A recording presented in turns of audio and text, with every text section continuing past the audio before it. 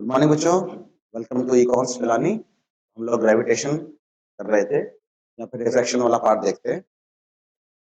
सबसे पहले हम यहाँ पे लेंस की बात कर रहे थे। यहाँ पे हमारे पास में दो तरह के लेंस हैं, एक कॉन्वेक्स लेंस, एक कॉनकेव लेंस। ठीक है, आज बहुत खुश हैं बच्चे यहाँ पे सारे। तो कॉन्वेक्स की बात करते हैं तो कॉन्वेक्स क्या होता है? ठीक है, ऑलमोस्ट मेरी तरह होता है, बीच से मोटा होता है यहाँ से, ठीक है, और साइडों से पतला। और कॉनकेव वाला उल्टा होता है ना, बीच से पतला, साइडों से मोटा होता है। अब यहाँ पे क्या होता है, सबसे पहले जो टर्म आती है हमारे पास में वो आती है optical centre. Optical centre O, okay, ये लेंस का सेंटर होता है। जैसे मिरर का सेंटर होता है पोल, जैसे लेंस का सेंटर क्या आता है? Optical centre. फिर कल बात हुई थी हमारी, जैसे लेंस होता है तो लेंस में जो ये वाली सरफेस है फर्स्ट, इसका सेंटर ऑफ कर्वेचर कुछ यहाँ आता है, और दूसरी सरफेस है ऐसे ये वाली, इसका सेंटर ऑफ कर्वेचर यहाँ पे आएगा। सेम ऐसे कॉनकेव में जो फर्स्ट सरफेस है, इसका सेंटर ऑफ कर्वेचर वो कुछ यहाँ पे आएगा इस तरफ, और सेकंड का सेंटर ऑफ कर्वेचर वो कुछ यहाँ आता है, C2। तो जो लाइन ज्वाइन करती है दोनों सेंटर ऑफ कर्वेचर को with optical centre, it is called principal axis. This line is called principal axis. Okay, it is called principal axis, ये वाली लाइन। ठीक है, फिर जैसे लेंस में दो सेंटर ऑफ कर्वेचर होते हैं और इनका डिस्टेंस क्या आता है? ये डिस्टेंस क्या बनता है? Radius of curvature. ये पहले वाला रेडियस ऑफ कर्वेचर लेंस का, और ये वाला दूसरा रेडियस ऑफ कर्वेचर। हाँ, तो दो रेडियस ऑफ कर्वेचर होते हैं। यहाँ पे अगर हम बात करते हैं फोकस की, तो फोकस कैसे होगा? अगर एक लाइट की रे इस तरह से आ रही है, ओके, ग्रीन से शो कर रखी है हमने, लाइट की रे ऐसे आ रही है कॉन्वेक्स पे, तो ये कहां से पास करती है? इसको दोबारा ही ड्रॉ कर लेते हैं या फिर यही देख लेते हैं इसको। ये किस पॉइंट से पास करती है? फोकस से। कॉन्वेक्स लेंस है तो लाइट की रे अगर प्रिंसिपल एक्सिस के पैरेलल आएगी, जिस पॉइंट से वो पास करती है उस पॉइंट को हम क्या बोलते हैं? कॉन्वेक्स। और अगर कॉनकेव है, लाइट की रे आएंगी parallel to principal axis, after refraction वो दूर चल जाती हैं, ऐसे डाइवर्ज हो जाती हैं। जिस पॉइंट से वो आती हुई लगती हैं उस पॉइंट को हम क्या बोलते हैं? फोकस। जैसे कॉन्वेक्स मिरर में था, सेम वैसे होता है। कॉनकेव लेंस में जब लाइट की रेज पैरेलल आएंगी प्रिंसिपल एक्सिस के, आफ्टर रिफ्रैक्शन वो दूर चल जाती है, तो यहाँ कहीं वो मीट नहीं करती। अगर हम उनको बैकवर्ड ड्रॉ करते हैं तो कहाँ मीट करती हुई लगती है? वो फोकस पे, उस पॉइंट को हम बोलते हैं फोकस। जैसे इसमें लेंस में दो सेंटर ऑफ कर्वेचर होते हैं, वैसे दो फोकस भी होते हैं लेंस में। अगर लाइट की रे ऐसे आएगी कॉन्वेक्स में तो यहां से पास करेगी, तो ये पहला फोकस। अगर लाइट की रे इस तरफ से आएगी वो यहां से पास करेगी, तो ये फोकस कौन सा होगा? Secondary focus. ऐसे ही कॉनकेव लेंस के लिए है, लाइट की रे इस डायरेक्शन में आई थी तो ये वाला फोकस यूज हुआ F1, प्राइमरी फोकस। अगर लाइट की रे इस डायरेक्शन से आती तो वो आफ्टर रिफ्लेक्शन जाती है ऐसे, वो यहां से आती हुई लगती तो यहाँ पे क्या होता? दूसरा focus, it is called secondary focus. देख सकते हैं कि जो कॉनकेव लेंस है ये रेज को फैला रहा है, इसलिए कॉनकेव लेंस हमारा क्या है? डाइवर्जिंग। जबकि जो कॉन्वेक्स लेंस है ये रेज को मिला रहा है, इसको तुम क्या बोलते हैं? कन्वर्जिंग। फोकल लेंथ जैसे मिरर में थी वैसे ही यहाँ पे, अगर कॉन्वेक्स लेंस ऐसे है और यहाँ पे फोकस आ रहा है इसका, तो ऑप्टिकल सेंटर से जो डिस्टेंस होता है it is called focal length. ठीक है, सेम कॉनकेव में हो जाएगा। तो अगर हम आगे बात करते हैं कि हम इमेज को फॉर्म कैसे करते हैं थ्रू लेंस, तो लेंस से इमेज फॉर्मेशन के बेसिकली तीन रूल्स होते हैं। पहला रूल क्या है? अगर लाइट की रे प्रिंसिपल एक्सिस के पैरेलल आए तो या तो फोकस से पास करेगी in case of convex lens, या फिर अगर कॉनकेव है तो फोकस से पास करती हुई लगती है। ये फर्स्ट रूल होता है। अगर रे प्रिंसिपल एक्सिस के पैरेलल आएगी तो या तो फोकस से पास करेगी या करती हुई लगेगी। दूसरा पॉइंट इसका उल्टा, principle of reversibility of light. अगर लाइट की रे फोकस से पास कर रही है, आफ्टर रिफ्रैक्शन प्रिंसिपल एक्सिस के पैरेलल हो जाती है। कॉन्वेक्स वाले में पैरेलल हो गई ऐसे, सेम ऐसे कॉनकेव है। अगर ये लाइट की रे इस तरह से आ रही थी, ये फोकस पे इंसिडेंट होने वाली थी, तो ये आफ्टर रिफ्रैक्शन ये पैरेलल हो जाएगी किसके? फोकस के। ये हमारे पास में दूसरा पॉइंट होता है। थर्ड पॉइंट की अगर हम बात करें, थर्ड पॉइंट होता है ऑप्टिकल सेंटर का। मींस अगर कोई लाइट की रे एक लेंस के ऑप्टिकल सेंटर पे आती है, अगर ऑप्टिकल सेंटर पे आएगी तो वो स्ट्रेट निकल जाती है विदाउट एनी डेविएशन, वो बेंड कुछ भी नहीं मुड़ती। सेम चीज कॉन वैक्स के लिए, सेम चीज कॉन केव के लिए। अब इसका लॉजिक क्या होता है? इसका लॉजिक होता है कि एक्चुअली में जो लेंस का मिडल पार्ट होता है वो ऑलमोस्ट एक ग्लास स्लैब की तरह बिहेव करता है। और ग्लास स्लैब में क्या होता है, जब लाइट की रे ग्लास स्लैब से पास होती है तो वो खुद के पैरेलल शिफ्ट होती है, इसीलिए स्लाइटली ये रे खुद के पैरेलल शिफ्ट हो जाती है। बट बिकॉज लेंस स्मॉल होते हैं और बहुत पतले होते हैं, इसलिए ये डिस्टेंस कोई खास मैटर करता नहीं है। तो हम डायरेक्टली इसको ऐसे याद रख लेते हैं, लाइट की रे अगर ऑप्टिकल सेंटर पे आएगी, डायरेक्टली वो फोकस से पास करते हुए, मतलब वो ऐसे कैसे निकल जाएगी बिना मुड़े हुए।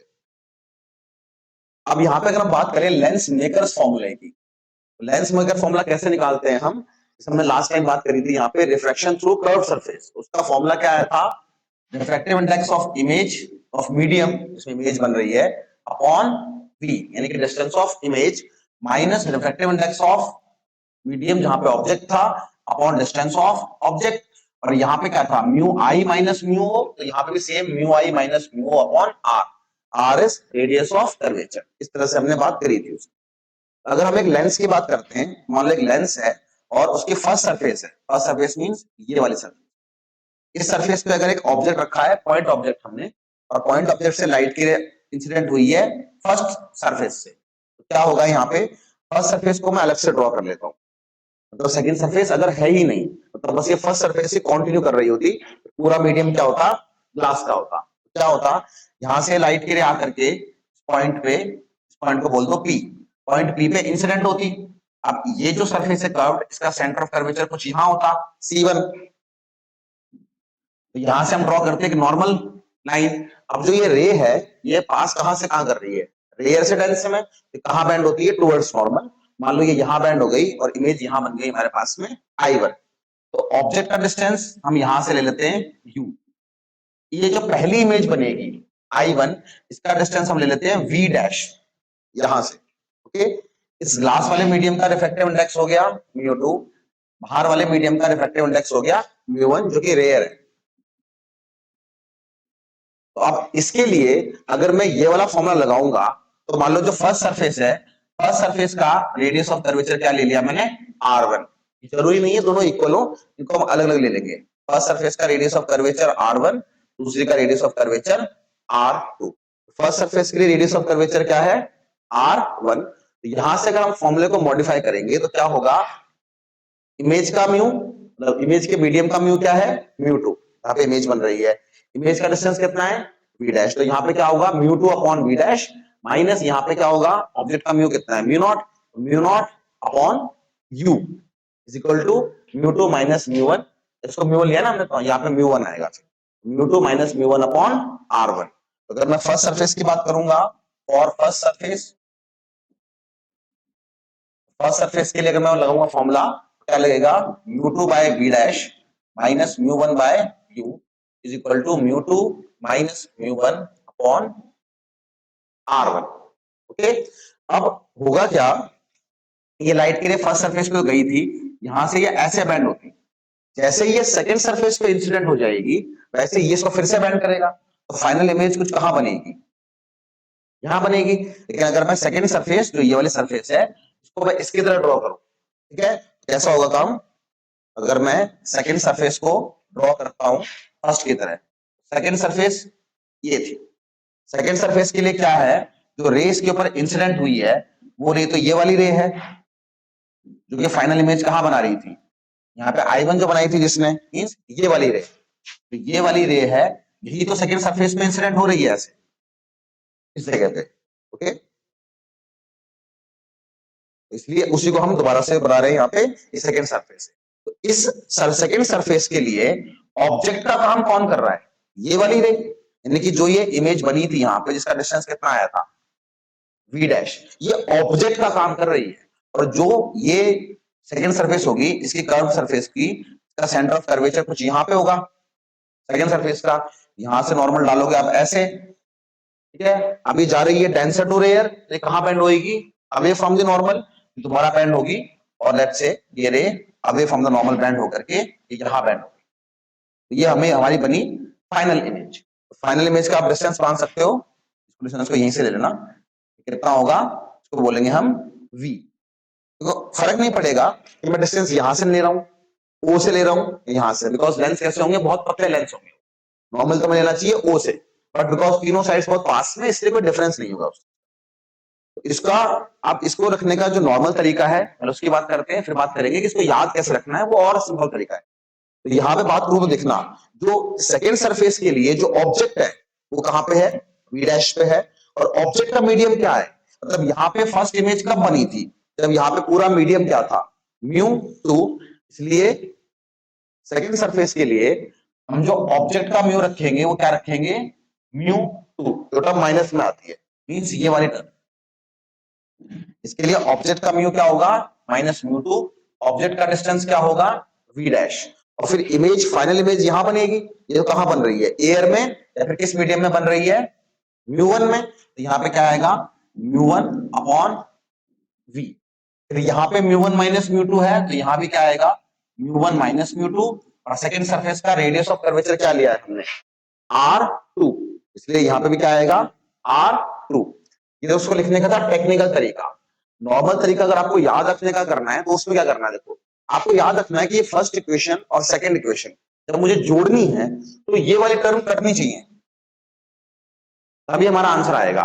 और ये वाली टर्म कटेगी कैसे, इसमें अगर ये टर्म है μ2 बाय v डैश, इसमें ये टर्म माइनस की होनी चाहिए, अभी तो जब मैं फर्स्ट में सेकंड को जोड़ूंगा ये वाली टर्म्स कटेंगी। और अगर मैंने यहाँ पे इसको लिख लिया -μ2 बाय v डैश, यहाँ पे μ2 आएगा तो यहाँ पे μ1 आएगा, और यहाँ पे μ1 आएगा तो नीचे क्या आएगा, v, मतलब फाइनल डिस्टेंस ऑफ इमेज। फिर यहाँ पे μ1 माइनस μ2 है तो यहाँ पे भी μ1 माइनस μ2 है, अपॉन में क्या आएगा, r2। अब अगर आप दोनों को ऐड कर देते हो, यहाँ पे फर्स्ट इक्वेशन क्या थी, μ2 by v dash minus μ1 by u, और यहाँ पे ये थी plus μ1 by v minus μ2 upon v dash, और राइट साइड में यहाँ पे है μ2 माइनस μ1 अपॉन r1, और यहाँ पे क्या है, μ1 माइनस μ2 अपॉन r, ठीक है। अब यहाँ पे ये कैंसिल आउट हो गया, μ2 by v dash, μ2 by v dash, तो यहाँ पे क्या बचेगा, μ1 by v minus μ1 by u, यहाँ पे बचेगा हमारे पास में μ1 by v minus μ1 by u, μ1 by v minus μ1 by u, और यहाँ पे देखो, यहाँ पे μ2 माइनस μ1 है और यहाँ पे μ1 माइनस μ2, तो हम एक माइनस साइन कॉमन ले लेंगे अगर यहाँ से, तो ये भी μ2 माइनस μ1 हो जाएगा, उसको सेकंड स्टेप में कर लेंगे। यहाँ पे क्या था, ये था μ2 माइनस μ1 अपॉन r1, तो μ2 माइनस μ1 अपॉन r1 प्लस ये था μ1 माइनस μ2 अपॉन r2। इस क्वांटिटी से अगर मैं माइनस साइन कॉमन लूंगा तो यहाँ माइनस आ जाएगा और यहाँ पे μ2 माइनस μ1 हो जाएगा, इसलिए यहाँ पे μ2 माइनस μ1 अपॉन r1, और यहाँ पे माइनस साइन कॉमन ले लूंगा तो ये भी μ2 माइनस μ1 हो जाएगा, अदरवाइज खुद मल्टीप्लाई करो, ये माइनस का μ2 होता फिर से, और ये माइनस माइनस प्लस का, तो वही लिखी हुई है। अब इससे क्या होगा, ये आपका μ2 माइनस μ1, μ2 माइनस μ1 क्या आ जाएगा, कॉमन आ जाएगा, तो μ2 माइनस μ1 कॉमन आ जाएगा, यहाँ पे क्या बचेगा, 1 by r1 minus 1 by r2 ये बचेगा, और यहाँ पे μ1 कॉमन ले लोगे तो 1 बाय v माइनस 1 बाय, ये क्या बचेगा लेफ्ट साइड में। यहां से अब आप μ1 को डिवाइड कर दो इससे, अगर आप μ1 को डिवाइड कर दोगे तो यहाँ बचेगा 1 by v minus 1 by u, और यहाँ पे क्या हो जाएगा μ2 माइनस μ1 अपॉन μ1, और यहाँ पे 1 by r1 minus 1 by r2। अब μ2 बाय μ1 को अलग कर लेंगे और μ1 बाय μ1 को अलग कर लेंगे, तो यहाँ पे था 1 by v minus 1 by u, यहाँ पे आ गया पहले तो μ2 अपॉन μ1, देख लो यहाँ से μ2 अपॉन μ1 और माइनस करके μ1 बाय μ1, माइनस करके μ1 by μ1 is equal to 1 by r1 minus 1 by r2, ये कट गया 1 हो गया, यहां से फॉर्मूला क्या बनेगा, μ2 by μ1 minus 1 by r1 minus 1 by r2, और यहाँ पे क्या बचा है 1 by v minus 1 by u। अब 1 बाय v अगर हम बोले, अगर u कितना है इनफाइनाइट, अगर ऑब्जेक्ट का डिस्टेंस इनफाइनाइट होता है तो इमेज कहाँ बनती है, फोकस पे बनती है, और बिकॉज कॉन्वेक्स की बात कर रहा हूं तो कॉन्वेक्स से बताया था मैंने आपको, कॉन्वेक्स चाहे मिरर हो चाहे लेंस हो, उसकी फोकल लेंथ और आर क्या लेते हैं हम, पॉजिटिव, और कॉनकेव हो, अगर मिरर है चाहे लेंस है, उसकी फोकल लेंथ और आर क्या होती है, कहते हैं ना एक्स को थोड़ा घुमाओगे तो पॉजिटिव बनता है, इसलिए पॉजिटिव लेना है, इसलिए वी क्या हो गया प्लस है। यहाँ पर रख दो आप, 1/v क्या हो जाएगा 1/f माइनस 1/इंफिनिटी, 1/इंफिनिटी यानी कि 0, ये क्या बन जाएगा 1/f इज इक्वल टू μ2, μ2 मतलब म्यू ऑफ लेंस, μ1 मतलब mu of medium, minus 1 into 1/r1 minus 1/r2। इस फॉर्मूले का नाम होता है lens makers formula, lens makers formula. Actually में इसका ये नाम क्यों है, हमें कोई भी चश्मा बनवाना होता है, हम जाते हैं डॉक्टर के पास, डॉक्टर हमारी आंखें चेक करता है, बोलता है जी आपको तो इस फोकल लेंथ का चश्मा चाहिए, आप जाते हो चश्मा बनाने के पास कि भाई चश्मा बना दे वाला, अब उसको पता है कि उसके पास जो लेंस है उसका रिफ्रैक्टिव इंडेक्स कितना है, हमें यूज कहां करना है, ये एयर में करना है तो एयर का हमें पता होता है, उसको ये टर्म पता है, 1 तो सबको पता है 1 होता है, उसको फोकल लेंथ डॉक्टर ने लिख करके दी है, तो जो ये चीज है ना 1/r1 माइनस 1/r2, वो इसको मैनिपुलेट करता है कितना रखना है, इन दोनों क्वांटिटीज को मैनिपुलेट करके वो आपका रिक्वायर्ड फोकल लेंथ का चश्मा बना देगा। इनकी तो बहुत सारी वैल्यूज हो सकती है, मल्टीपल वैल्यूज पॉसिबल है, तो उस हिसाब से वो R1 R2 को चेंज करता है, जो लेंस की घिसाई होती है ना कितना काटना है कैसे काटना है, वो उसमें R1 R2 को मैनिपुलेट करता है, तो R1 R2 को मैनिपुलेट करके ये तो आपके लिए फिक्स्ड क्वांटिटी है, ये फोकल लेंथ आप रिट्रीव कर सकते हैं, तो ये फॉर्मूला कहलाता है लेंस मेकर्स फॉर्मूला। यहां से एक बात और है समझना, जो फोकल लेंथ है लेंस की, वो लेंस के रिफ्रैक्टिव इंडेक्स पर भी डिपेंड करती है और मीडियम पे भी डिपेंड करती है, यानी कि अगर मैं डायरेक्टली आपसे क्वेश्चन पूछूं तो उससे पहले मैं थोड़ा एक्सप्लेन कर देता हूं, अगर मीडियम का रिफ्रैक्टिव इंडेक्स और लेंस का रिफ्रैक्टिव इंडेक्स इक्वल हो जाएगा तो क्या होगा, अगर इक्वल हो गए तो ये दोनों चीज इक्वल हो गई, इक्वल मतलब दोनों कट के क्या हो गए 1, 1 माइनस 1 क्या होता है 0, मतलब लेंस मेकर फॉर्मूला लगाएंगे हम 1/f, ऊपर और नीचे दोनों रिफ्रैक्टिव इंडेक्स बराबर हो गए, मीडियम का और लेंस का, ये दोनों म्यू हो गए, तो म्यू अपॉन म्यू माइनस 1, और यहाँ मल्टीप्लाई क्या होगा 1/r1 माइनस 1/r2, ये कितना हो गया 1, 1 माइनस 1 0, तो 1/f क्या हो गया 0, इसका मतलब फोकल लेंथ क्या हो गई इनफाइनाइट, क्या मतलब हुआ इसका, लेंस की फोकल लेंथ इनफाइनाइट होने का मतलब क्या हुआ, वो ग्लास स्लैब बन गया है, एक प्लेन मिरर होता है ना उसका रेडियस ऑफ कर्वेचर क्या होता है इनफाइनाइट, क्योंकि मुड़ता ही नहीं है वो, सेम वे में अगर एक ग्लास स्लैब होती है ना तो बिल्कुल स्ट्रेट हो जाती है ग्लास स्लैब, ठीक है, इसलिए उसका फोकल लेंथ क्या होती है इनफाइनाइट, मतलब लेंस कुछ करेगा ही नहीं, क्या होगा बेसिकली, अगर लेंस और मीडियम दोनों का रिफ्रैक्टिव इंडेक्स सेम हो गया, क्योंकि लाइट की रे आ रही होगी तो ऐसे निकल जाएगी वो लेंस है ही नहीं फिर वो लेंस की फोकल लेंथ इनफाइनाइट है, मतलब वो कुछ भी नहीं करेगा भाई, एक रे अगर पैरेलल आती है प्रिंसिपल एक्सिस के तो कहां मिलाता है इसको फोकस पे, ये करता है ना, अब फोकल लेंथ कितनी है इसकी इनफाइनाइट, तो कहां मिलाएगा इसको इन्फिनिटी पे मिल जाएगी स्ट्रेट, मतलब ये लेंस बिहेव करेगा ही नहीं, लेंस जैसे कुछ है ही नहीं, जैसे पानी के अंदर पानी का लेंस तो काम ही नहीं करेगा वो, पानी का लेंस कहां काम कर सकता है एयर, पानी के अंदर तो नहीं करेगा वो, ठीक है। दूसरा पॉइंट इसमें,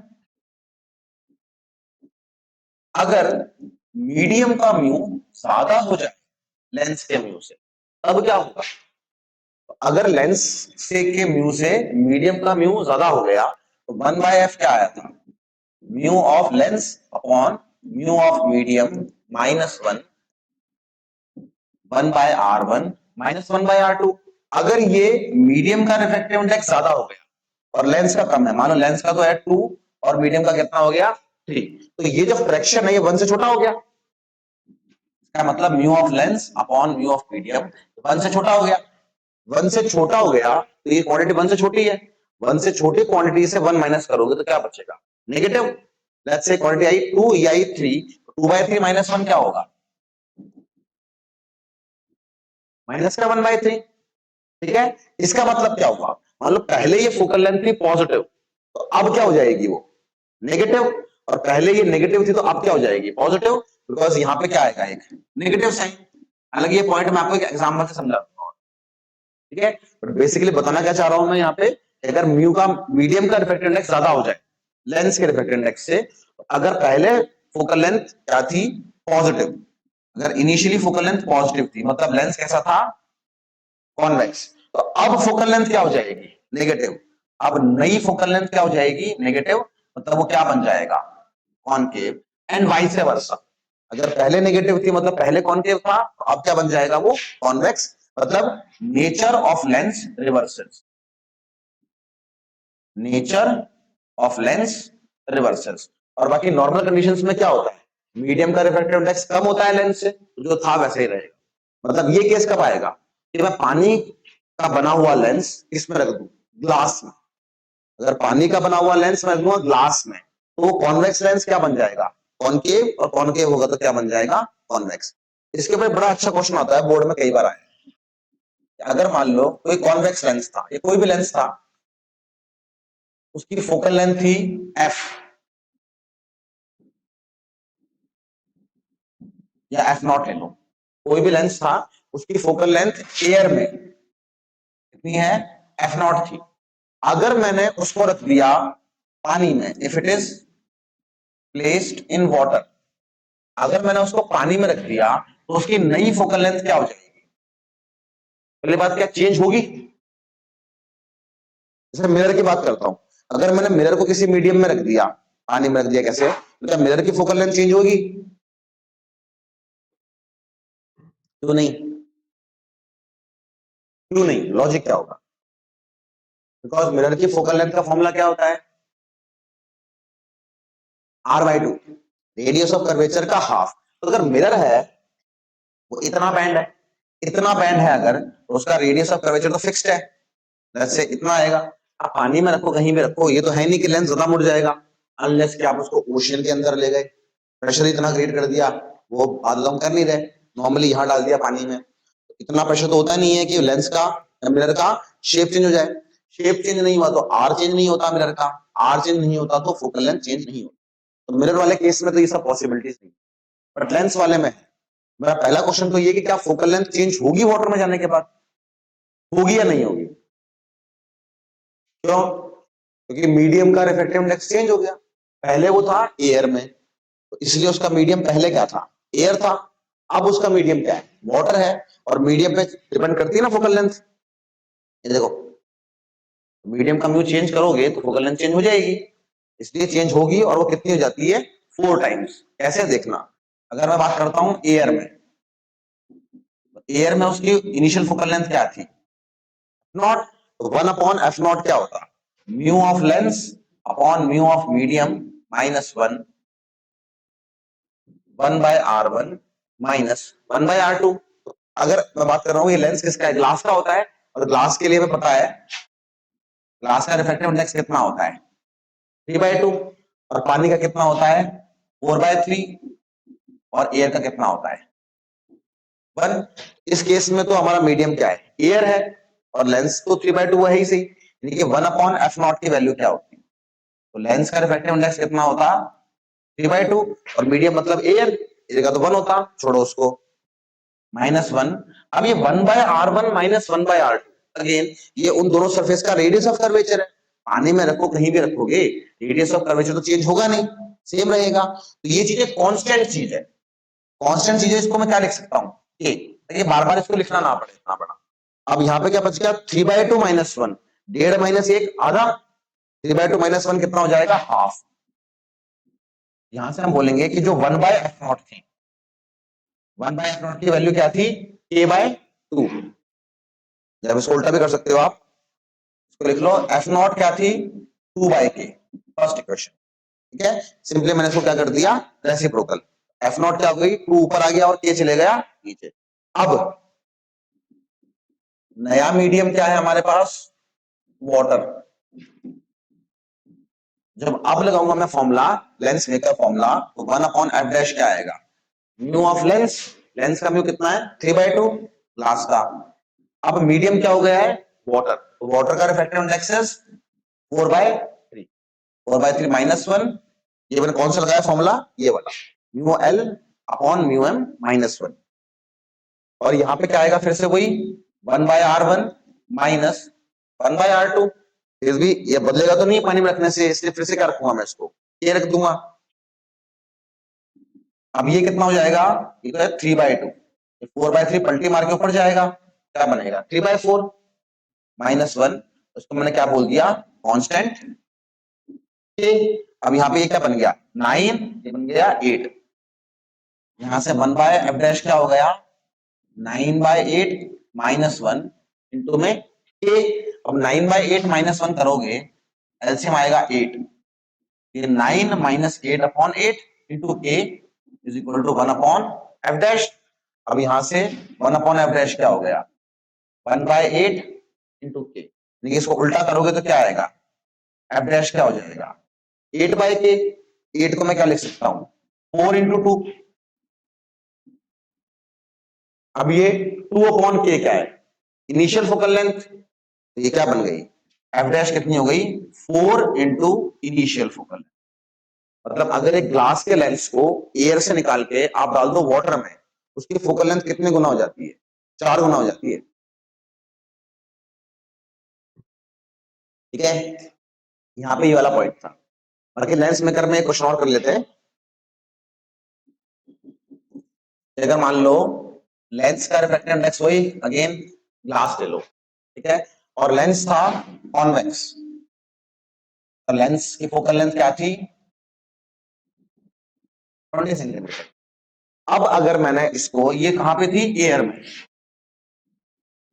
अब मान लो मैंने इसको रख दिया डायमंड में, if medium is now diamond, अगर नया मीडियम क्या हो गया डायमंड, अब इसकी नई फोकल लेंथ क्या आएगी, जो मैंने कहा था ना कि लेंस का नेचर चेंज हो जाता है, रिवर्स हो जाता है, यहाँ पे वही वाला पॉइंट आएगा। अब नई फोकल लेंथ क्या आएगी ये बताना है, ठीक है, करो ट्राई इसको। एयर के लिए अलग करना है और उस मीडियम के लिए अलग करना है।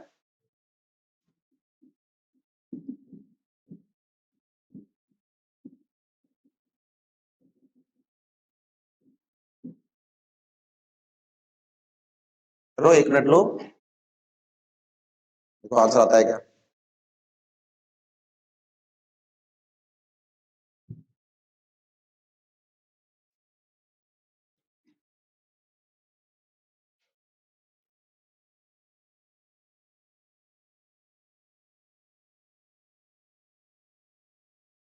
एयर के लिए फोकल लेंथ 1/20 ना, लेंस का मीडियम 3/2, एयर का 1 हम लेंगे नहीं, -1 1/r1 माइनस 1/r2। यहाँ पे ये 1/20, कॉन्वेक्स इसलिए प्लस की होती है वो। अब ये कितनी आ जाएगी 3/2 माइनस 1 यानी कि 1/2। अगेन ये चीज तो कांस्टेंट रहेगी, क्या ले लोगे के, यहां से के की वैल्यू क्या आ गई 1/10। अब अगर मैंने नया मीडियम चूज कर लिया है, तो नए मीडियम के लिए 1 अपॉन एफ डैश क्या हो जाएगा म्यू ऑफ लेंस, तो लेंस का म्यू कितना है वो तो 3/2, और मीडियम का, आपकी बार मीडियम का रिफ्रैक्टिव इंडेक्स क्या हो गया डायमंड, डायमंड का रिफ्रैक्टिव इंडेक्स आप क्या ले सकते हो अप्रोक्सीमेटली 5/2, 2.42 होता है ना, आप अप्रोक्सीमेटली 5/2 ले सकते हो। बेसिक पॉइंट तो मुझे यही प्रूव करना है कि लेंस का नेचर रिवर्स हो जाएगा, तो यहाँ पे लेंस का रिफ्रैक्टिव इंडेक्स मीडियम का क्या है 5/2 -1 इंटू वही आता 1/r1 माइनस 1/r2, उसको क्या ले लिया हमने के, 2 से 2 कट जाएगा, तो 1/f डैश क्या हो गया 3/5 -1, और के कितना हो गया 1/10। 3/5 कितना होगा 3 माइनस 5/5, ठीक है, एलसीएम ले लिया हमने यहाँ पे। अब 3 माइनस 5 क्या होगा -2, ये क्या बनेगा 1/f डैश क्या होगा -2 अपॉन 5 इंटू 1/10,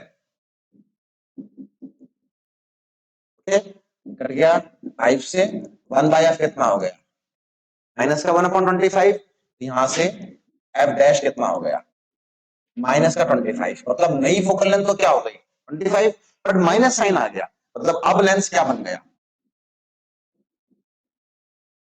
कौन, ठीक है। अब यहाँ पे ना एक दो पॉइंट और ध्यान से सुनना है इसको। फोकल लेंथ मैंने बोल दिया तुम्हें कि कॉन्वेक्स की प्लस लेनी है, कॉन्केव की माइनस लेनी है। लेंस का लॉजिक भी बता देता हूं मैं आपको फिर से। अगर कॉन्वेक्स है, लाइट की रे ऐसे आई है तो ये इस फोकस से निकलेगा, तो यहाँ पे आता है। रूल यहाँ पे भी वही है, प्लस माइनस का। डायरेक्शन ऑफ लाइट प्लस लेना है, अपोजिट को माइनस, ऊपर प्लस नीचे माइनस, और स्टार्ट कहां से करना है, डिस्टेंस नाप, ऑप्टिकल सेंटर से। अब फोकल लेंथ नापूंगा, लाइट जा रही है ऐसे, मेरा ये वाला डायरेक्शन क्या है, पॉजिटिव। और फोकल लेंथ नापने के लिए मुझे चलना भी वही पड़ेगा, इसलिए फोकल लेंथ क्या आएगी, पॉजिटिव। जब लेंस की ये वाली फोकल लेंथ यूज हो रही होती है तब इसकी बात तो होती नहीं है, एक साथ दोनों तो यूज होंगी नहीं, या तो ये वाली यूज होगी या वो वाली।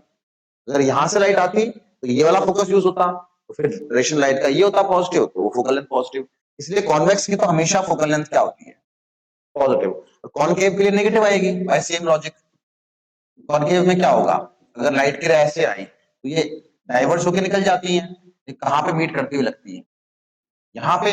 तो अगर ये फोकल लेंथ नापोगे तो आपको यूं आना पड़ेगा, तो लाइट ऐसे आ रही है तो ये डायरेक्शन पॉजिटिव है, आप O से F तक आओगे, ये डायरेक्शन क्या हो जाएगा, नेगेटिव। इसलिए फोकल लेंथ कॉनकेव की हमेशा क्या लेते हैं हम, नेगेटिव, और कॉन्वेक्स की पॉजिटिव। बट बात करते हैं एक बार रेडियस ऑफ कर्वेचर के बारे में, ध्यान सुनना।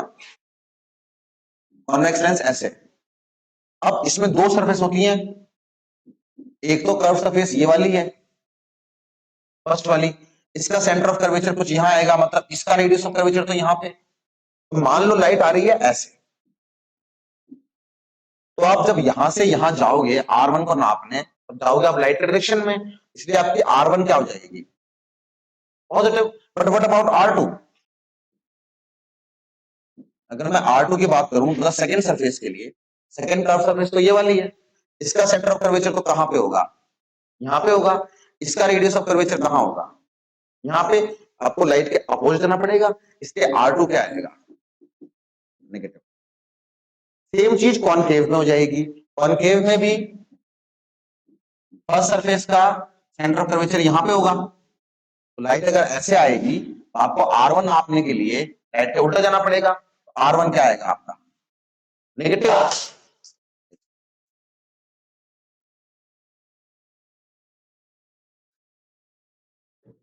बहुत मजबूत चीज है, टूटती नहीं है ना। और सेकंड सरफेस है वो ये वाला है, इसका रेडियस ऑफ कर्वेचर यहाँ पे आएगा, तो वो जाना पड़ेगा आपको लाइट के डायरेक्शन में, इसलिए ये क्या है, पॉजिटिव। मतलब मैं बता क्या रहा हूं कि लेंस में R1 एंड R2 दोनों का साइन क्या होता है, अपोजिट। दोनों अपोजिट साइन के होते हैं, एक प्लस का होगा तो एक माइनस का होगा। इस पर न्यूमेरिकल कम आते हैं, पर आ जाए देखो क्या होगा। अगर मैं आपसे कहूं कि कोई कॉन्वेक्स लेंस है, ठीक, और उसके लिए लेंस का म्यू तो वही है 3/2, एयर का म्यू 1 है, और दोनों इक्वल हैं, R1 R2 दोनों कितनी है, 20 सेंटीमीटर। और आपसे पूछोगे बताओ फोकल लेंथ कितनी होगी, अगर आपको ये वाला पॉइंट क्लियर नहीं हुआ तो आप क्या करोगे, आप बोलोगे जी 1/f क्या होती है, mu of lens upon mu of medium, वो 1 हो गया, -1। आप यहाँ बोलते हैं 1/R1 -1/R2, दोनों को आप क्या ले लेते हैं 20/20, 1/20 -1/20 आप 0 ले लेते हैं। आप बोलते हैं 1/f 0, तो f क्या होती है, इनफाइनाइट। गलत होता ना चीज, लेंस के दोनों R1 R2 बराबर हो सकते हैं, तो बाय लॉजिक क्या करना है आपने, एक को पॉजिटिव तो एक को नेगेटिव लेना है। इसलिए जब आप सॉल्व करोगे 3/2 -1 तो क्या होगा 1/2। पहला R क्या होता है कॉन्वेक्स का, प्लस, इसलिए यहाँ पे क्या था, प्लस का 1/20, और दूसरा क्या होता, माइनस का। तो बस ये पॉइंट बता रहा था मैं यहाँ पे, इसलिए क्या होता 1/20 इंटू 1/20 प्लस 1/20, 1/20 1/20 2/20 यानी कि 1/10। हमारे पास 1/f क्या आती, 1/2 इंटू 1/10, f कितनी होती 20। अगर ये कॉनकेव होता तो ये पार्ट तो सेम होता, कॉनकेव में पहली वाली नेगेटिव होती, दूसरे प्लस, इसलिए ओवरऑल फोकल लेंथ क्या जाती, माइनस की। तो ये पॉइंट इंपॉर्टेंट होता है ना, R1 R2 का साइन उल्टा होता है, कॉन्वेक्स के लिए पहले R1 positive R2 negative, concave के लिए R1 नेगेटिव R2 पॉजिटिव, इसका ध्यान रखना, ठीक है। तो चलो बाकी टॉपिक हम नेक्स्ट क्लास में करेंगे, थैंक यू।